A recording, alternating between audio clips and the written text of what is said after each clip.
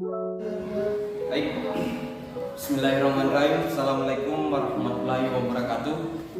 Selamat siang dan salam sejahtera untuk para audiens.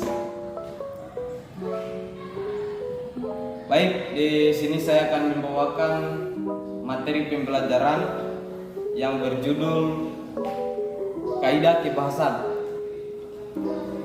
Dan saya akan menyampaikan mengenai kaidah kebahasan ini tentang pengertian kebahasaan dan unsur-unsur kaidah kebahasaan. Baik teman-teman, setiap teks atau naskah memiliki kaidah kebahasaan masing-masing yang disesuaikan dengan jenis dan tujuan dari suatu teks. Kaidah kebahasaan itu sendiri terdiri setiap teks perlu dipahami agar dapat membuat jenis teks dengan baik dan tentunya sesuai dengan tujuannya. Sebelumnya saya akan bertanya kepada audiens. Sebelum saya melanjutkan pelajaran ini, saya akan bertanya kepada audiens mengenai apa itu kaidah kebahasan. Baik, saya akan menjelaskan pengertian kebahasaan. Di sini saya akan menyampaikan kaidah kebahasaan yaitu secara sederhana. Secara sederhana, kaidah kebahasaan adalah sejumlah aturan yang dijadikan sebagai pedoman dalam suatu bahasa, termasuk dalam pembuatan suatu teks. Jika ditelah secara etimologi, kaidah kebahasaan berasal dari dua kata, yakni kaidah dan kebahasan. Kedua kata tersebut memiliki makna yang berbeda, lalu membentuk suatu istilah yang mempunyai makna tersendiri.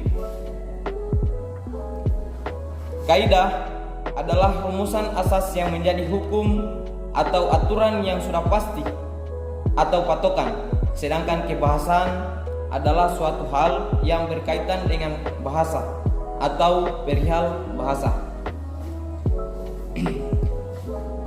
Sebelumnya saya akan menyampaikan kepada audiens berdasarkan penjelasan saya secara etimologi yang saya terangkan lebih awal tadi, dapat disimpulkan bahwa kaidah kebahasan adalah suatu aturan dalam penggunaan suatu bahasa untuk membentuk kata bahasa yang baik. Artinya begini, bisa disimpulkan kaidah kebahasan ini merupakan suatu aturan untuk membentuk tata bahasa yang baik.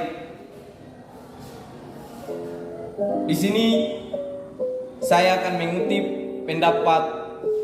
salah satu pendapat ahli, yakni bernama Taufikur Rahman dan Hamidullah Ibdah dalam buku mereka yang berjudul Teks dalam Kajian Struktur dan Kebahasan.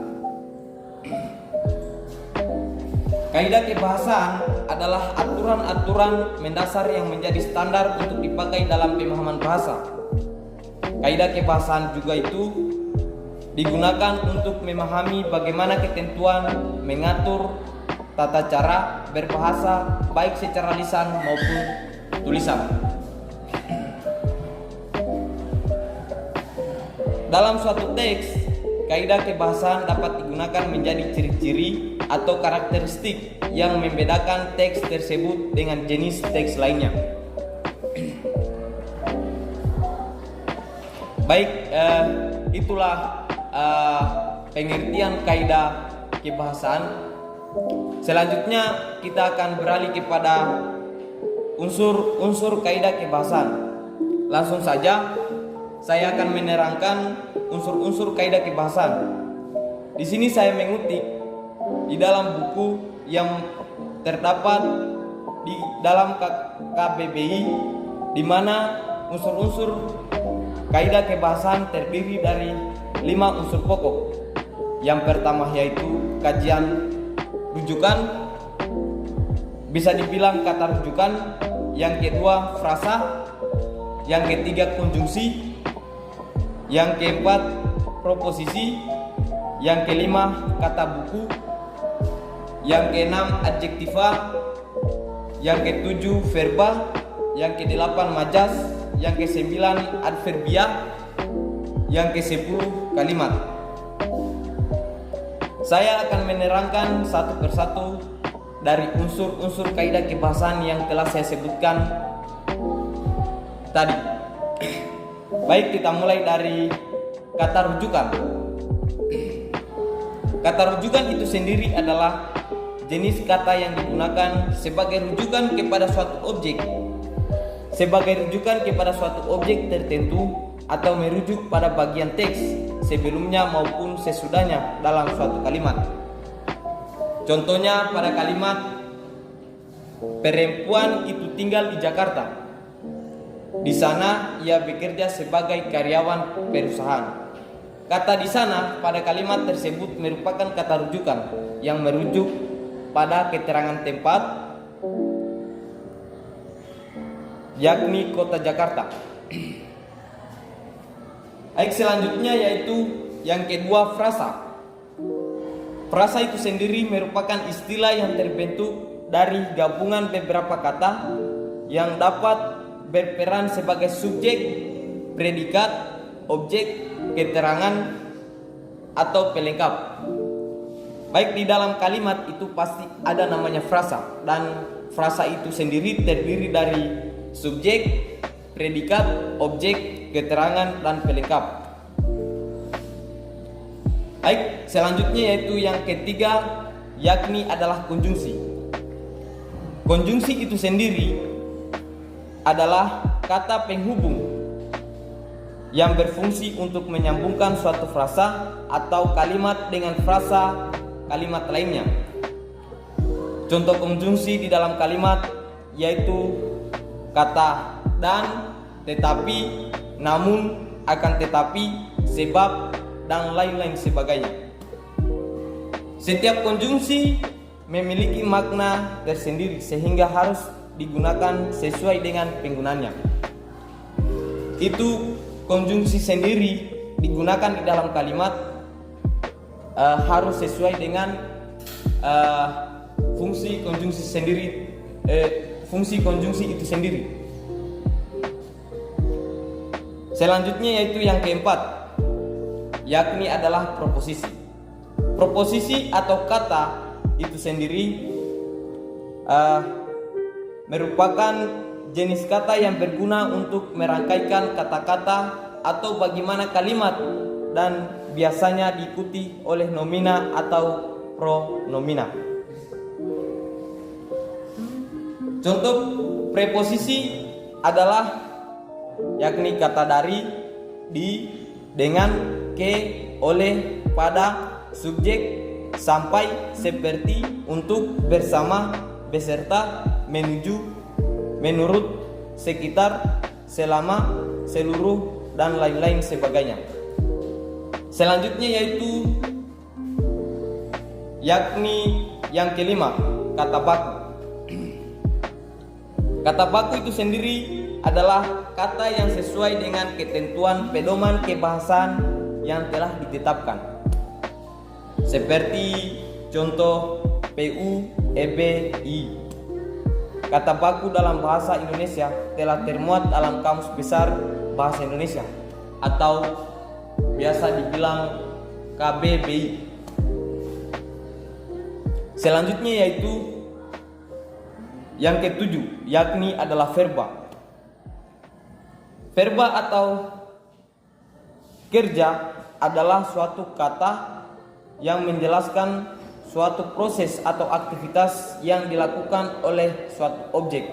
Contoh kata verba adalah memasak, bermain, membaca, menulis, dan lain-lain sebagainya.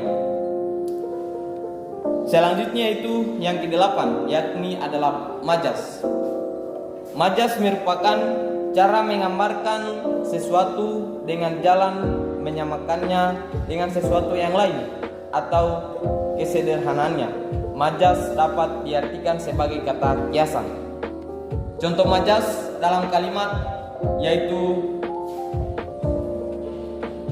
suara Rani hampir memecahkan gendang telingaku, yang berarti suara Rani ini sangat keras. Suara sangat keras atau kencang dikiaskan dengan hampir memecahkan gendang telingaku. Selanjutnya yaitu yang ke-9, yakni adalah adverbia.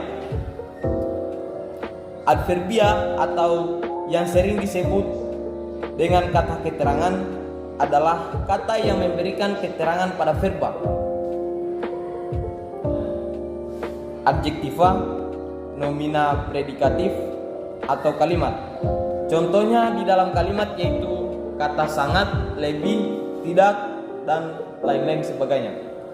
Yang terakhir yaitu 10, yakni adalah kalimat.